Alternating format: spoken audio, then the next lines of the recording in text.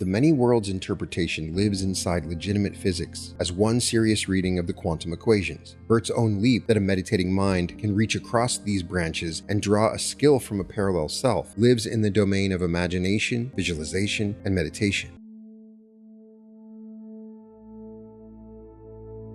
Welcome to the Reality Revolution. I'm your host, Brian Scott, and we have a fantastic episode today. We're going to do a deep dive on Burt Goldman and the secret of the parallel self. In the spring of 1988, inside a classroom in Southern California, a teacher made a claim so bold that the entire room decided to test him on the spot. He'd been speaking about skill, about the speed at which a human being learns, and about the strange truth that a person can master almost anything at almost any age far faster than the schools ever promised. The students listened, and they pushed back. They wanted proof. One of them called out a single word: photography. A challenge formed in the air: become a photographer and do it within 1 week. The man accepting that dare had already passed his 60th birthday. He walked out of the room, bought a camera, and started pressing the shutter. 6 months later, his images hung inside the International Photography Hall of Fame, beside the work of people who had poured entire lifetimes into the craft. His name was Burt Goldman. The world came to call him the American monk. And the method behind those 6 months, a method he would spend the rest of a very long life refining, teaching, and proving on his own body and mind, sits at the center of everything I want to walk you through today. Stay with me, because this story travels from a tenement in Brooklyn to a battlefield in Korea, from the ashrams of the yogi who carried the East to the West, into a laboratory of the mind that produced one of the most curious self-development techniques of the last 100 years. By the end, the technique belongs to you. You will understand how it works, where it came from, and how to perform it tonight. Let me take you back to the beginning. Burt Goldman arrived on September 28, 1927 in Brooklyn, New York. His father, Harry, sold goods for a living and wore out his shoes walking the city. Sadie, his mother, kept the home. The family lived inside the ordinary hum of working-class New York between the wars, a world of stoops, street games, of radios crackling through open windows on summer nights, of immigrant ambition pressed into small apartments. Restlessness marked the boy who grew up on those blocks, and the streets fed it daily. Brooklyn in those years taught a particular kind of education: quick wits, quick feet, and a hunger to become something larger than the corner you started on. Burt absorbed all of it. Bright and curious, he carried a mind that wandered toward the big questions even while his body played stickball in the alleys. Then the world tilted. The attack on Pearl Harbor pulled the United States into the Second World War, and a whole generation of young men found their futures rewritten in an afternoon. Burt came of age inside that turning.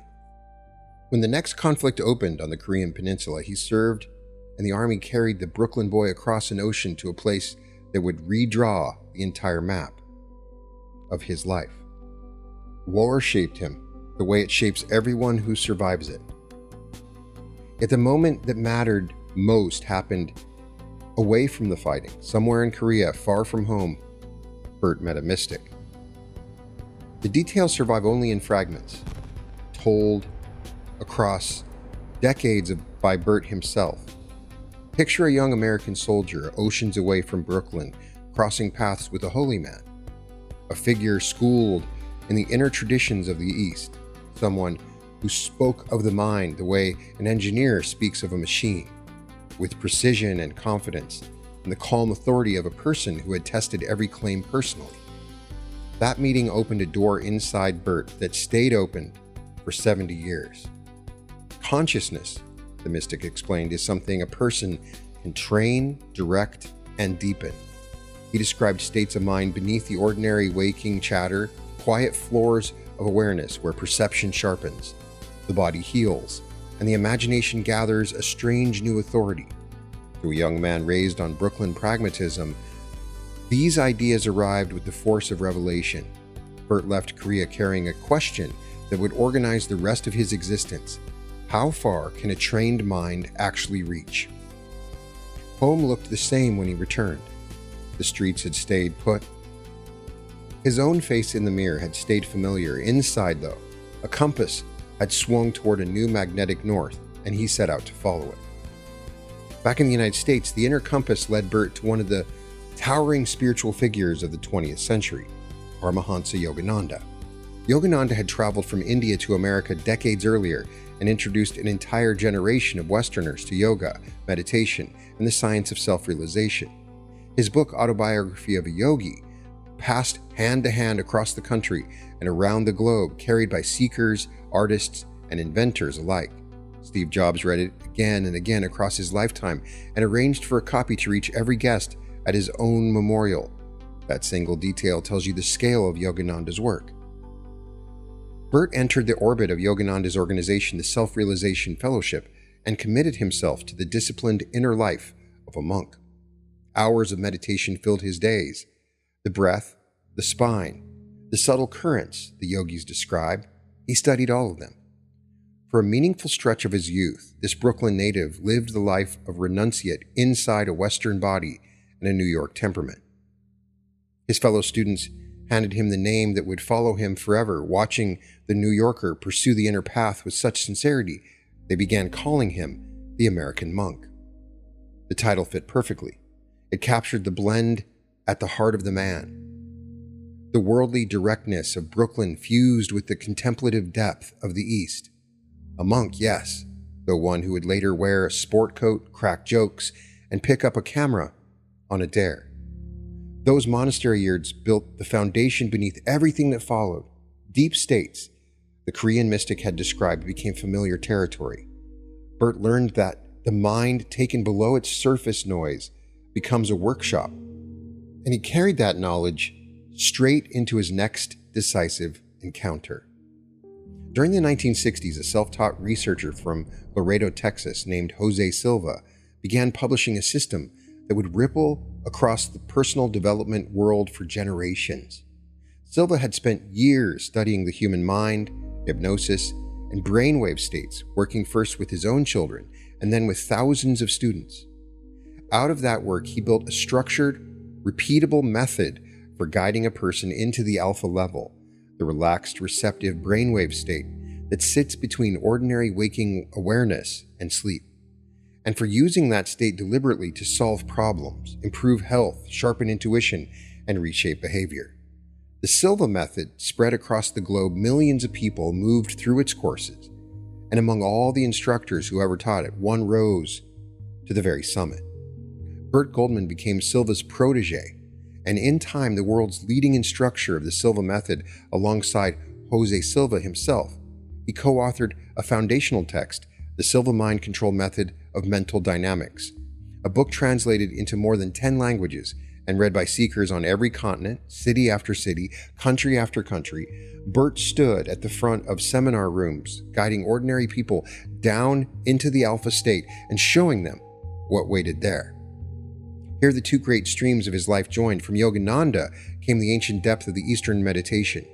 Silva contributed a modern, structured, almost technological approach to the mind, a step-by-step engineering of consciousness that any office worker, parent, or student could learn across a single weekend. Monk and mind scientist became one teacher. For more than 50 years, Burt improved the lives of the people who came to him. He called his techniques the lazy person's road to enlightenment, and he meant it as both a joke and a genuine claim because the deep states arrive through relaxation, through ease, through a gentle descent rather than through strain. Burt mastered that descent completely. Then, well into the years when most people fold their hands and slow down, he used it to build a second life that astonished everyone who watched it. Picture a man approaching 80 years of age. The culture around him keeps a script ready for such a person. A quiet decline, a narrowing of the days, a slow settling into memory and routine.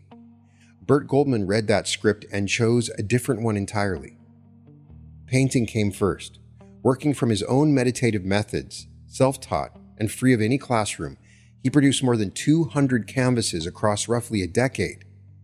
Galleries displayed them, buyers carried more than 100 of them home.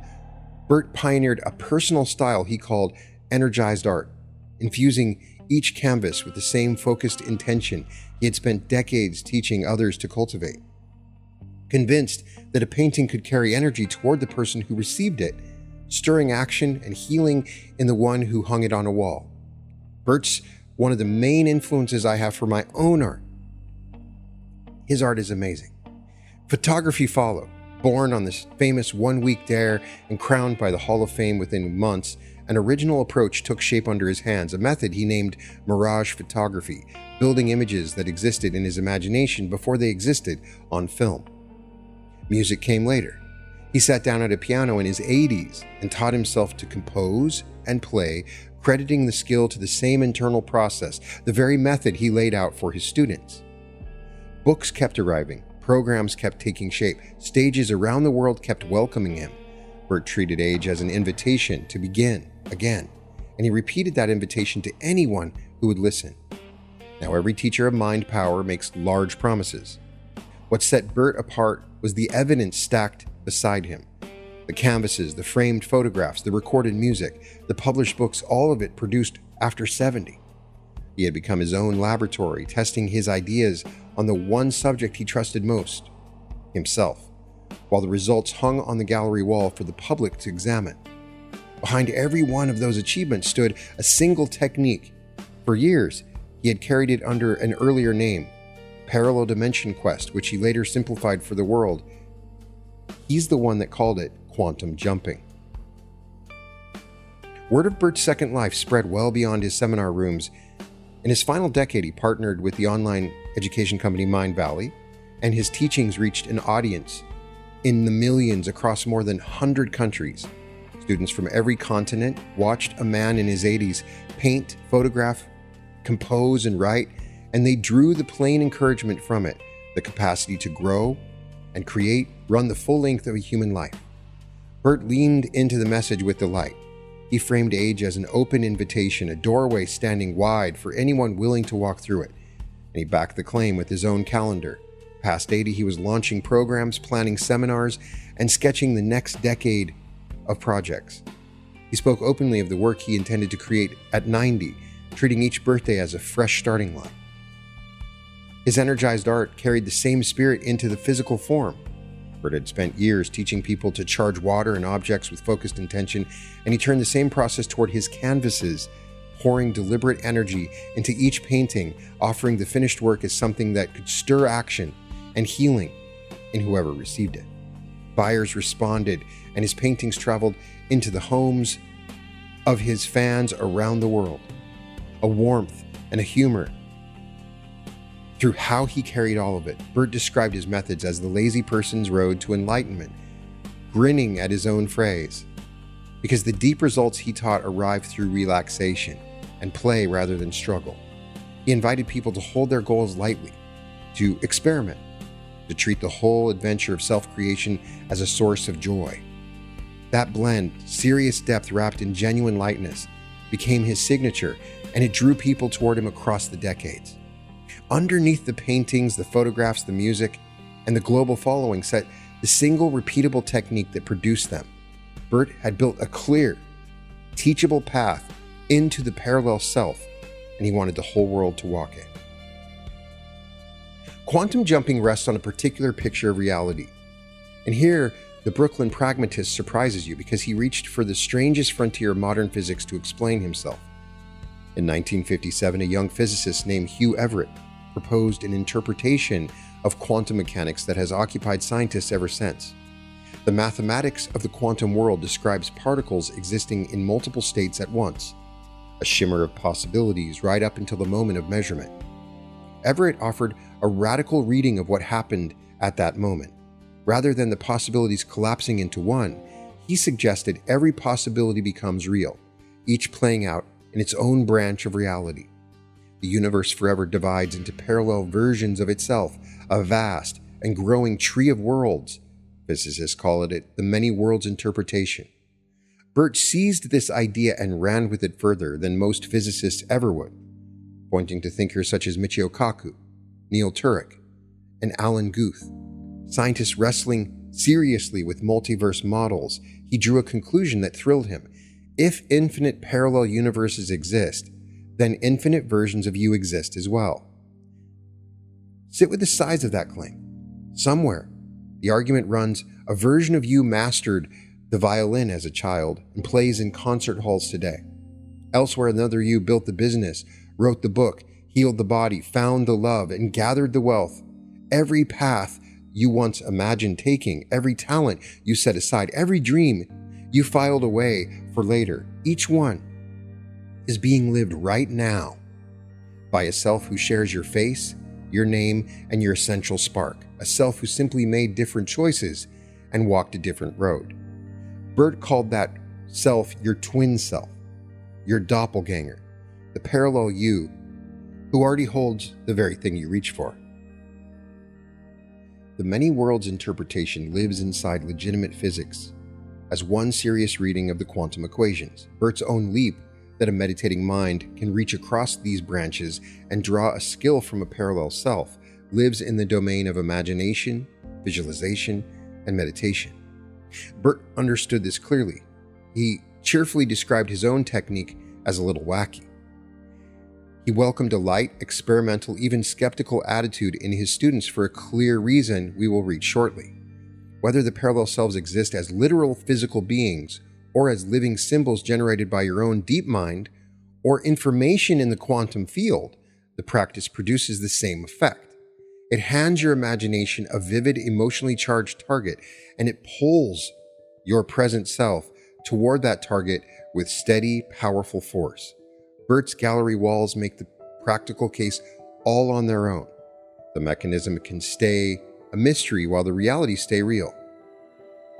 Now, before we begin this practice together, sit for a moment with your own life, because the technique gathers its power from something already alive inside of you. Think back across your years to the talents you once reached for and then set down. Perhaps a young version of you sang, drew, played the guitar, or wrote stories late into the night. Maybe you spoke of a business you would build, a country you would move to, an instrument you would learn, a body that you would train, a love you would find. Life filled with its demands, and many of those threads slipped quietly out of your hands. The dream stayed, though, folded and kept waiting in a drawer in the back of your mind. Burt's premise hands those dreams back to you. Each path you release, the argument runs, continued on its own in a parallel branch, carried forward by a version of you who kept singing, kept building, kept loving. That self holds the very life you once pictured, and the longing you feel even now, the quiet pull toward a fuller version of yourself, serves as your evidence and your compass at once, pointing straight toward a self who already exists. This reframes the whole experience of wanting. Desire shifts from a sign of lack into a signal of connection, a thread running between you and a self who already holds the prize. You feel drawn toward wealth because a wealthy you exists. The pull toward health, toward art, toward love arrives because each of those selves lives and breathes somewhere across the branches. Your reaching itself confirms the destination. Hold that understanding as we begin, because it changes how the practice feels. You travel towards someone real, and you gather from a self who knows you intimately and wishes you well, and you carry home gifts that belong to you all along, waiting in a life you can still choose to live. Let me show you how Burt did it. Every quantum jump begins in the same place, the alpha state. Burt described the mind at this stage as resting on a launch pad, gathered in poise, ready for travel. The descent into alpha forms the entire foundation of the practice, so we will build it slowly as well. Find a place where you can sit or lie in comfort, somewhere quiet enough to soften the outside world. Close your eyes. Allow your breath to lengthen on its own. Draw the air in slowly. Hold it for a gentle moment at the top. and release it even more slowly than you took it in. 3 or 4 of these long, easy breaths begin to shift your whole system toward calm. Keep going. Now, Burt borrowed a beautiful tool from the Silva tradition, the descending count. Picture the number 10, and as you see it, let your body relax more deeply. Move to 9 and feel relaxation pour down from the crown of your head into your face, softening the small muscles around your eyes. At 8, guide it into your neck and shoulders, those places that carry the day's tension. 7, and your arms grow heavy and warm. 6, and your chest opens. You're breathing free and slow. 5, and a wave of ease spreads through your stomach and your back. 4, and your hips and your legs and your knees release their hold. 3, 2, 1. And your feet, all the way to the tips of your toes, settle into stillness. Breathing slowly during this process, you now rest in a state of deep physical ease while your awareness stays clear and alert. This combination, a relaxed body paired with a wakeful mind, defines the alpha level. Athletes know it as the zone. Artists call it flow. Meditators across every tradition have mapped it for thousands of years. Here, in this quiet floor of the mind, your imagination gains an authority it lacks in ordinary waking life. Pictures you build at this depth carry weight. Feelings you generate here sink deep. Your subconscious, which governs so much of your behavior and your perception, listens closely at this level. So rest here for a few moments and enjoy the calm. You stand on the launch pad now. The jump comes next.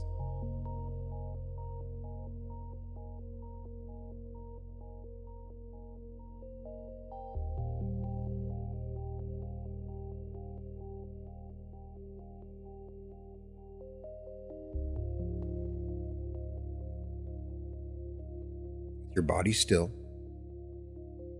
and your mind clear, build a doorway in your imagination. See it standing before you. Give it a shape, a color, a texture, a tall wooden door with an iron handle, a sleek panel of light, simple frame standing free in a field of soft mist. The form matters far less than the meaning you assign it. This is your transit door, your point of crossing the threshold between the life you live now and the parallel life where your twin self already thrives. Before you open it, grow clear about your destination. Choose one specific quality, skill, or state that you wish to draw into your life. Burt always urged precision here because a vague wish produces a vague journey. Name it exactly, the confidence of a master speaker, perhaps, or the discipline of a finished writer, or the steady calm of a person in perfect health, or the warmth of a life surrounded by love. Hold one clear destination in your mind and let it shine on the far side of that door, bright and certain. When you feel ready, Burt would count for you 1, 2, 3, and on 3 the door opens.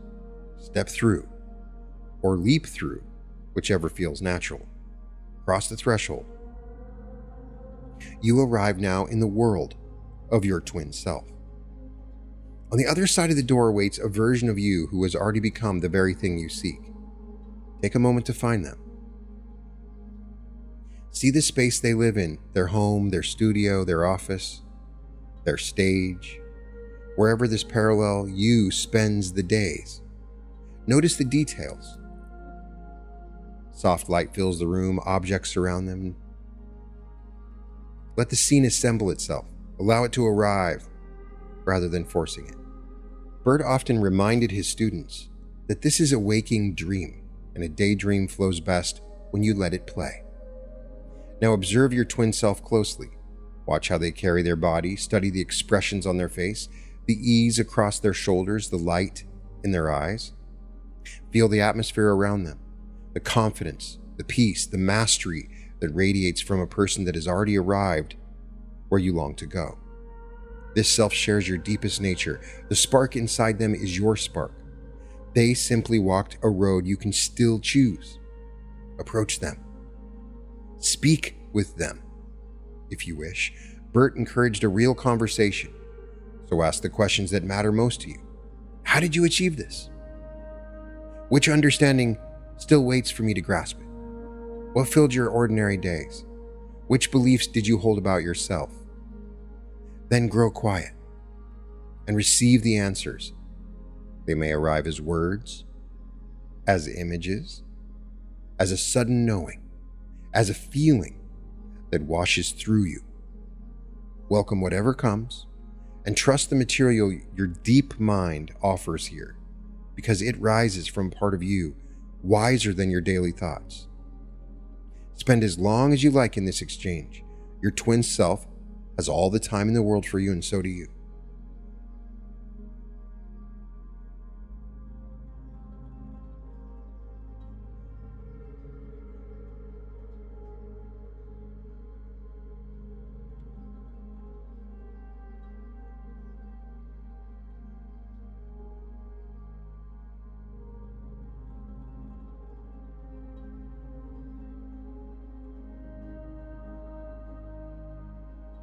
When you feel complete in your conversation, here arrives the heart of the entire technique, the moment of absorption. When you have watched and listened and gathered what you came for, step toward your twin self and merge. Burt Goldman would recommend also that you place your tongue upon the roof of your mouth, something he called the baga. You walk into them, allow the two of you to become one, their skills, their knowledge, their confidence, their very state of being flow into you and fill your body with a warm and living energy. Burt described this as a kind of download, the abilities and the wisdom of the parallel self integrating directly into your own consciousness. You feel it happen. You sense the mastery settling into your hands, your mind, your chest. Take on the posture of your twin self. Borrow their certainty. Let their accomplished, finished, fulfilled state become your own felt experience. Here and now, inside this deep level of mind, you're gathering the energy of a self who already holds the prize, and you are carrying that energy home. Stay in the fullness of the merge for as long as it serves you. Breathe it in, claim it. Every traveler comes home, and the return forms a real and necessary part of the practice. Turn back toward your transit door. Carry with you everything you gathered, the skills, the insight, the feeling, the energy of your twin self, all of it now part of you. Step back through the doorway into your own world, into this present reality, into the room where your body rests. Close the door gently behind you.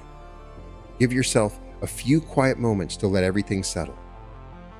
Then count yourself gently upward from 1 to 5, allowing your awareness to brighten and your body to reawaken with each number. At 5, open your eyes, alert and refreshed, carrying the residue of the jump with you into your day.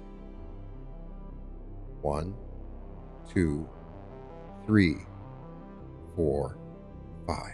And here arrives the final essential step, the one Burt stressed above all others: act. Take the insight your twin self gave you and put it into motion in your actual life. Begin the small daily practice the parallel you described. Pick up the brush, write the page, make the call, take the walk, hold the fresh belief about yourself. The jump primes you, and the action delivers you. The two work together, each amplifying the other. This technique lays the foundation for my future self technique, which I utilized many of the different modalities that Burt Goldman had developed to create a future self merge. It's really one of the most amazing technologies. I've utilized this technique to learn skills I never thought I could learn. Working with my camera, art, music, you name it, you can acquire any skill by using this technique. Now let me ground this with 2 specific examples so the shape of the practice becomes vivid in your hands. Imagine you long for ease with money. You settle onto the launch pad, descend through the count, and build your transit door. On the far side, you place a version of yourself for whom wealth flows freely.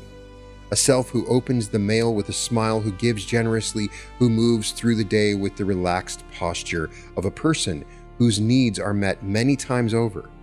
You cross the threshold and find that self at a home in a life of abundance.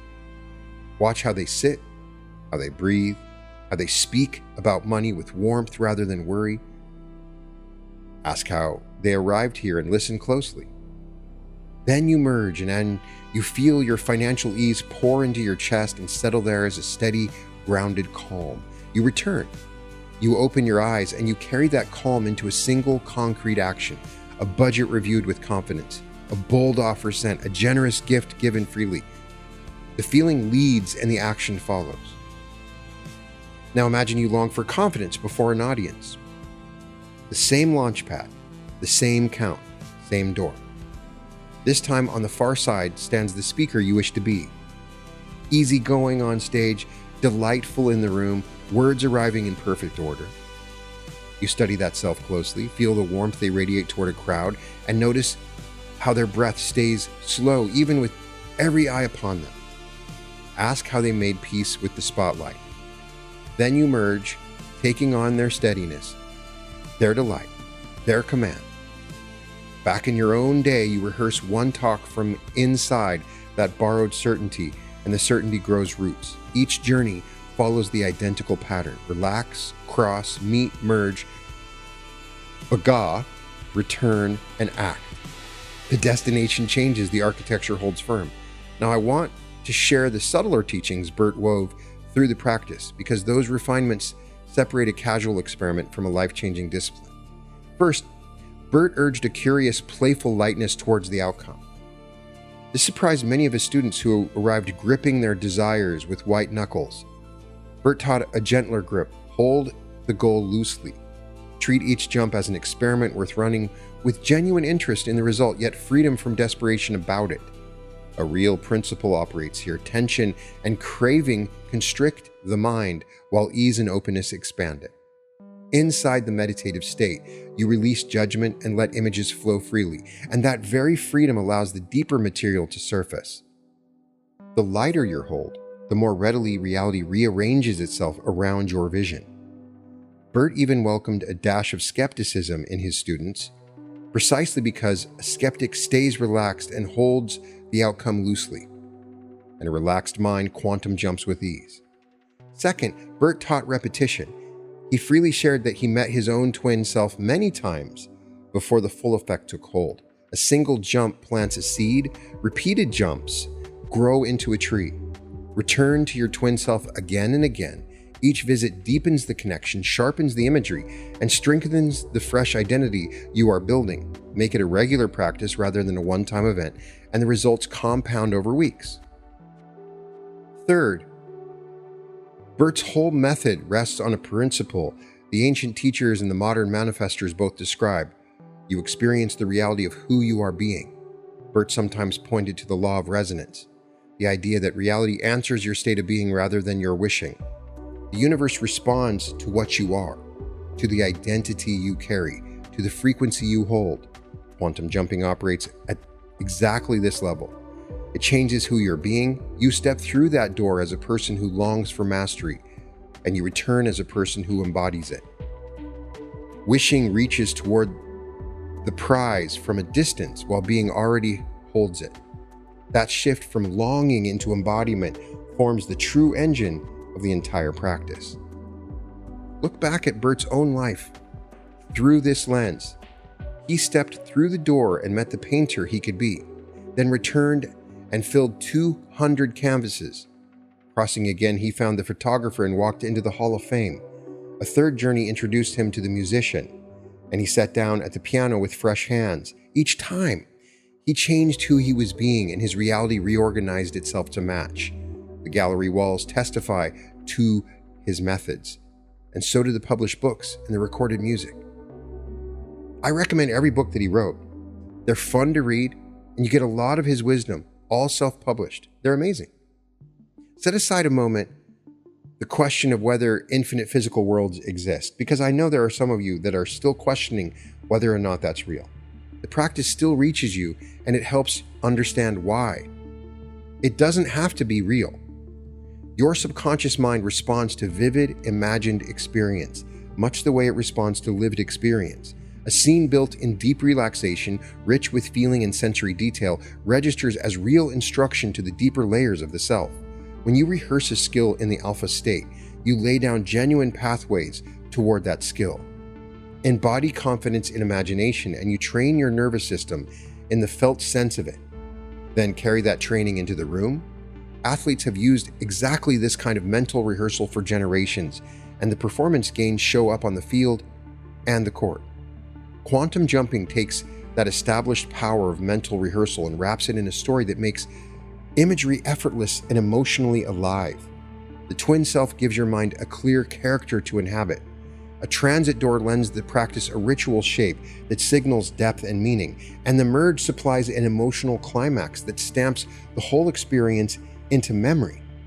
Burt engineered a method that uses the imagination at full strength, and the multiverse framing simply makes the whole thing easy and joyful to perform. It's fun.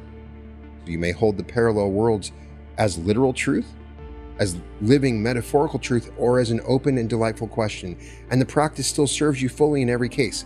What I can tell you is I have experienced parallel selves. I've seen into those parallel worlds. I've seen them manifest in my own life. So I've experienced it, and there is nothing better than experience in understanding how it works. And you will understand how it works through the experience of this technique. Burt Goldman occupies a distinct place in the long lineage of teachers who explored the creative power of the mind. He's right up there with Neville Goddard, Joseph Murphy, you name it. He carried the meditative depth of the Eastern masters, learned directly from Yogananda, and joined it to the practical, systematic mind science of Jose Silva. Onto that foundation, he added the language of modern physics, drawing the multiverse into a meditation hall and giving seekers a fresh vocabulary for an ancient practice. The thread he worked runs through centuries of teaching. Mystics across many traditions described a single truth in their own words. The inner image shapes the outer life, and a mind trained to hold a vision with feeling begins to draw that vision into form. Teachers of the imagination spoke of living from the end, of assuming the feeling of the wish fulfilled, of dwelling inside the reality you choose until it hardens into fact. Burt's twin self gives that timeless instruction a vivid new face. Because the parallel you who already holds the prize is simply the wish fulfilled, walking and talking and ready to teach. Seen this way, quantum jumping joins a great river of human wisdom.